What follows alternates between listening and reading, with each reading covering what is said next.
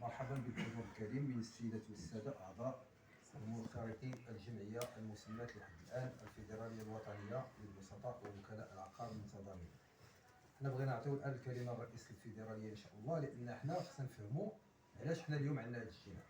دونك هذا الاجتماع اليوم عندنا من أجل تأسيس الفيدرالية. حنا عارفين بأن كاينة جمعية، كاينين 3 الجمعيات أو أكثر، ولكن هذه الجمعيات وصلوا لواحد المرحله ديال خصهم يولوا فيدراليه نظرا لكثره الفروع والمطالبه بتوسيع العمل الجمعوي ديال هذه الجمعيه هذه. زائد ان المشروع مشروع حقوق الوسيط والقانون ديالو هو مشروع كبير جدا يتطلب واحد الاطر معينه وكيتطلب واحد الفيدراليه قويه اللي كيمثلوها اعضاء ووكلاء عقاريين من المغرب كامل.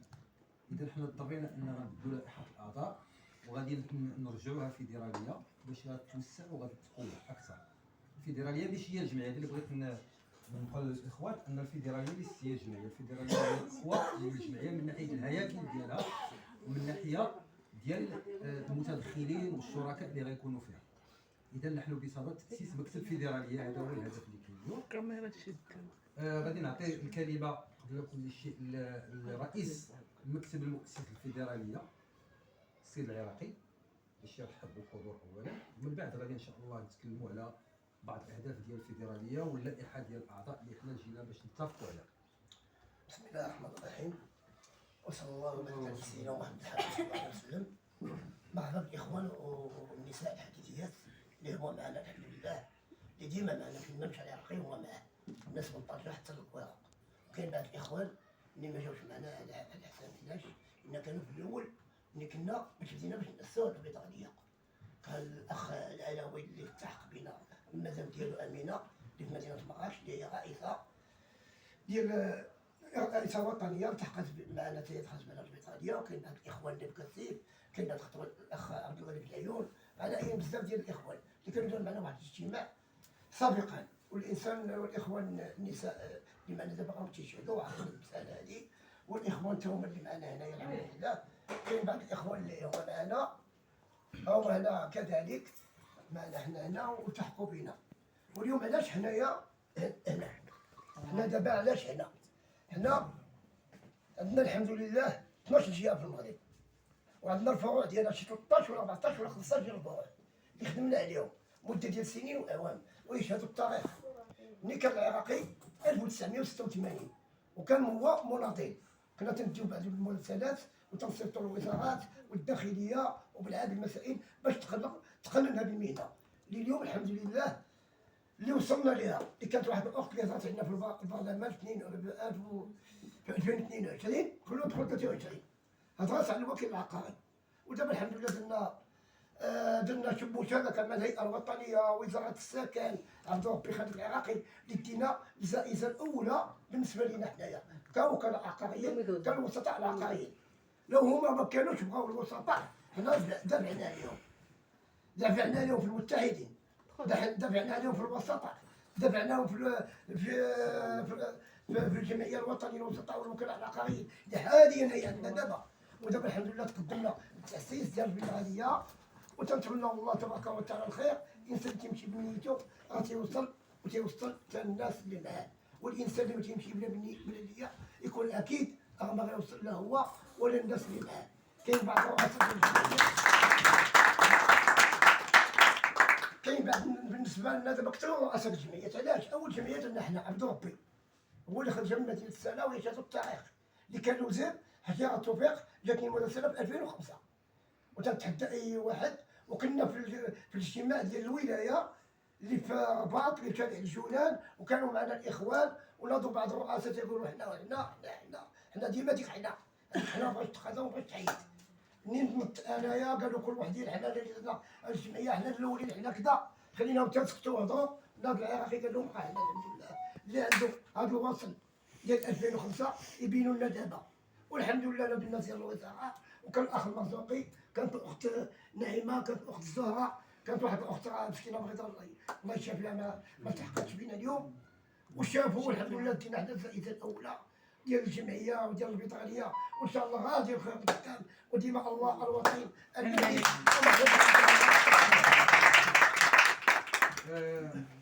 غادي نشوفوا مع الاستاذ السيد مرزوقي باش يدير واحد المداخله ديالو بخصوص تاسيس مكتب الفيدرالي اللي كيهمنا حنايا اليوم، هو باش نفهموا علاش مجموعين. حنا مجموعين على كانت عندنا جمعيه قطعت تقريبا واحد ما يقارب واحد 10 سنوات، الان تتحول الى فيدراليه.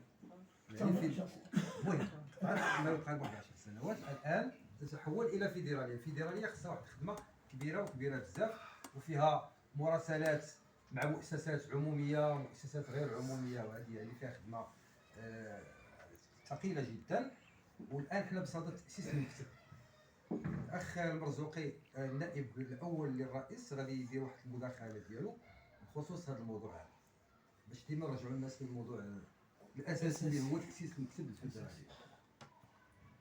بسم الله الرحمن الرحيم. في البداية كنرحبوا بالحضور النساء المحترمات والرجال المحترمين. أول فكرة جاتنا على أساس تأسيس الفيدرالية كانت جات انطلاقا من مشروع ديال قانون النظام ديال المهنة اللي هو 36/17. هذا القانون هذا جا كيهضر على اساس ان غتكون في المغرب واحد الفيدراليه واللي غادي تكون هي التجمع ديال الجمعيات اللي كيخدموا في هذه الاعمال ديال الوسط، في الاعمال ديال الوكلاء العقاريين. لان بحال اللي كتعرفوا هذه الاعمال ديال الوسطه كانوا فيها بزاف ديال الاسم، كان السمسار، كان الممثل العقاري، كان المرشد العقاري، كانوا الاخوان اللي كيخدموا يعني في هذه الوساطه.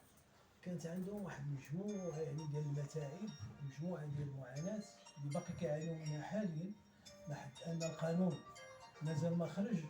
يعني راه هاد الناس اللي كيخدموا في الوساطه يعني في تصميمات راه كيعانيو، بخصوص الناس ديال القاعده. ما كنهضروش على الناس اللي دايرين ورقاتهم وكاله التجاريه ديالهم، عندهم الباطون ديالهم، ولكن حتى هما ما كيلتزموش بالقانون ديال التجاره. حيت حنا بصفتنا كنخدموا في اعمال ديال الوساطه، يعني المشرع المغربي عطانا الصفه ديال تاجر. تاجر اللي كيمارس يعني الحرفه ديالو متعود المهم عليها. كاين اللي كيخدم فيها وكاين قاطع يعني الفترات، وكاين اللي كيخدم ديما. السي خالد العراقي يعني تقريبا اكثر من 40 سنه وهو كيخدم في هذه المهنه.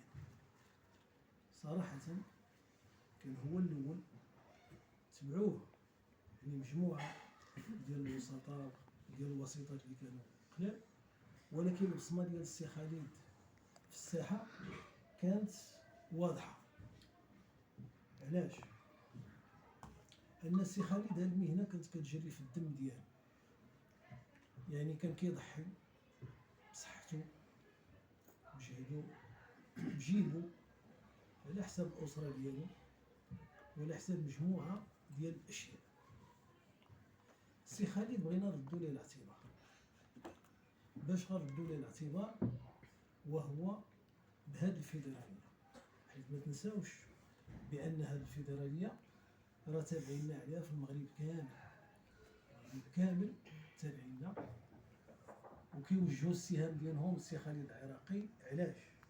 كيقولوا السي خالد العراقي يعني انسان اللي ما قاري شاي، ما فهمش مجموعه ديال الامور، لان هما كيشوفوا المهنه بحال عندها علاقه بالثقافه وبالعلم، وهي هذه الحرفه لا. هذه الحرفه كتعامل في الواقع، وراس مالها هما الاخلاق الحميده، المعامله الطيبه، التواصل مع الناس. لان كتلقى الانسان قاري ولكن ما كيعرفش يتواصل مع الناس، ما كيعرفش مثلا يستقطب الناس، وما كيعرفش يدخل القلوب ديال الناس. السي خالد بالعفويه ديالو انسان طبيعي المهم عادي، ما عنده ما يخبي، داكشي اللي في قلبه على لسانه. هذيك العفويه ديالو هي اللي خلاته محبوب في وسط الناس.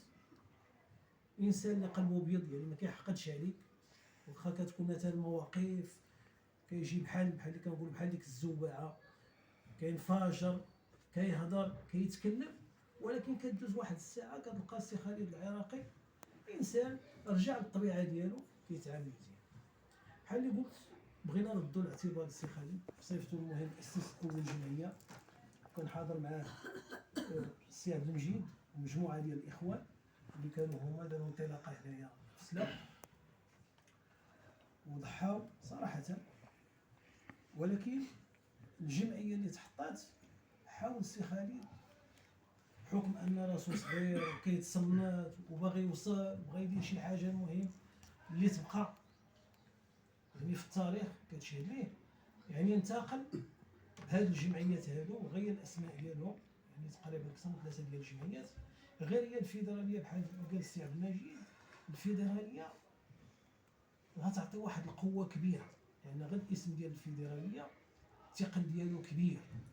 باش كتقول الفيدراليه راه ماشي هي جمعيه، هي الام ديال الجمعيات، وماشي غير الجمعيات الفروع وانما الجمعيات ديال المغرب كامل اللي كيخدموا في اطار ديال الوكاله العقاريه غادي يحاولوا باش يلتجئوا لهذه الفيدراليه. علاش؟